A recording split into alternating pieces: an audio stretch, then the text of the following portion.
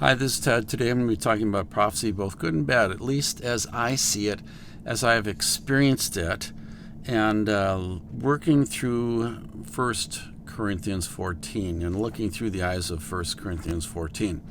1 Corinthians 14 defines prophecy as edification, exhortation, comfort, and exposure. There's nothing said about the future. And this is something a lot of people get all obsessed about, foretelling the future, but that's not what prophecy is always about. In fact, probably the vast majority of prophecy is about the present. It is exposing it. I'm going to talk about examples that I've seen, at least what I believe to be prophecy, gifted straight from above versus something straight from below. And I've seen both. And the first one I'm going to take you to is Baltimore, Maryland. I'm on a ship in the Coast Guard, 1973 probably. And there's a co-worker, and his name is Joe. Joe is with us sometimes. He's also other times he's getting drunk or getting stoned. He just can't decide if he wants to stay in Christianity or out. He's back and forth and back and forth.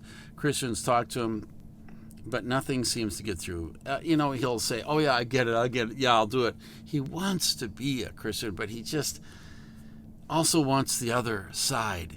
He doesn't want one or the other. He wants both at the same time.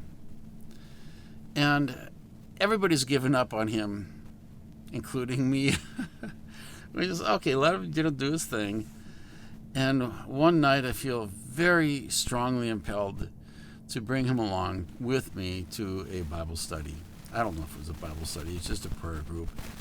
I bring Joe with me to the Charismatic church because I really felt impelled that I had to.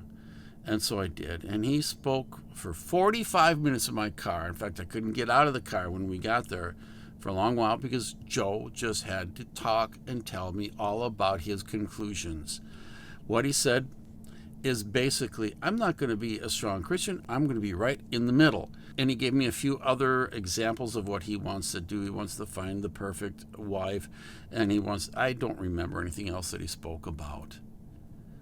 But we walked into the Bible study and there was a lady there I had a lot of respect for. I liked her. I really felt like she was a good Christian and she was spot on in areas.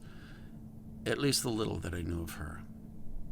Now, when we got into there, it didn't take long before she talked to us. She was heading up this Bible study / I don't think it was a Bible study, but it was a prayer time, and she was heading it up.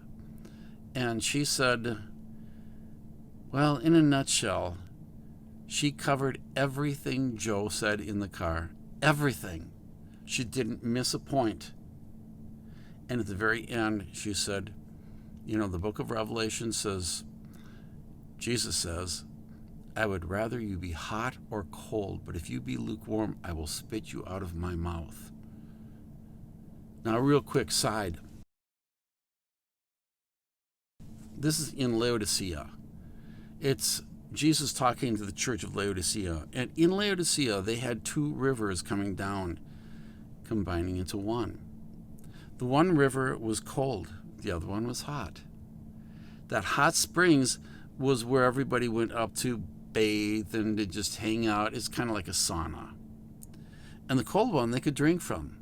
But the hot one had really bad taste to it. And when they combined, it kind of was good for nothing. So this is the picture that John is writing about in the book of Revelation.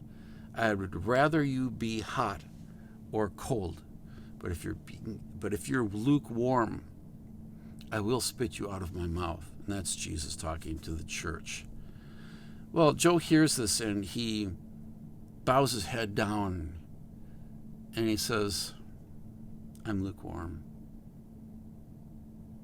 His heart was exposed. All right, there was nothing manipulative, nothing corruptive about it. There was nothing destructive.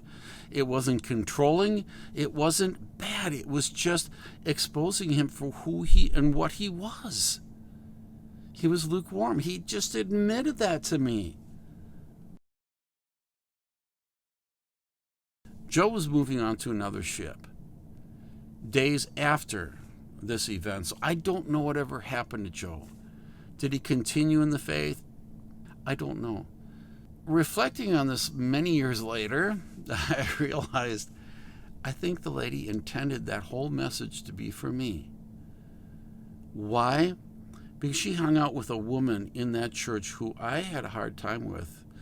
And I'd never have a hard time with people. If I don't like somebody, I ignore them. But this one lady, I did have an encounter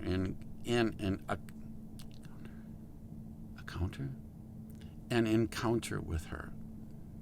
And because of that, I'm sure that lady told her friend, I don't know if they're really friends, but they hung out together a lot. And she probably told her all about how I was just a bad person or something. So I really do believe that lady who talked to Joe and who helped Joe expose his heart, I think that was intended for me. Nevertheless, she kept quiet. And I've seen that happen in my own life, talking to somebody, realizing that the message I gave them was not what I intended to give them, but he got out of it what he needed. So I shut up. And it's not that I chose it. I would have tried to clarify and ruined the whole experience, but I really felt strongly inside, don't clarify. He got what he was supposed to get. And that was all about forgiveness. I was thinking, forgive yourself. He was thinking, I need to forgive some people that I can't forgive right now. And that particular situation, he really wanted to get right with God. He really felt and knew that something was wrong. And when he was told that it was all about forgiveness, his heart was exposed. And that is what I think prophecy is all about in the scriptures. In 1 Corinthians chapter 14, that's what it's all about. All right. Now, on the bad side, when it gets manipulative, when it gets controlling, Bill Hammond in his book talks about personal prophecy, talking to people who need to hear what God has for them. You should be in this situation, or you should be in this ministry. You should do this. God is telling me that you have a path before you, and I'm going to tell you the path. Those things are dangerous. I've seen it hurt families. I've seen it put people together that don't belong together in marriage. I've seen it destructive.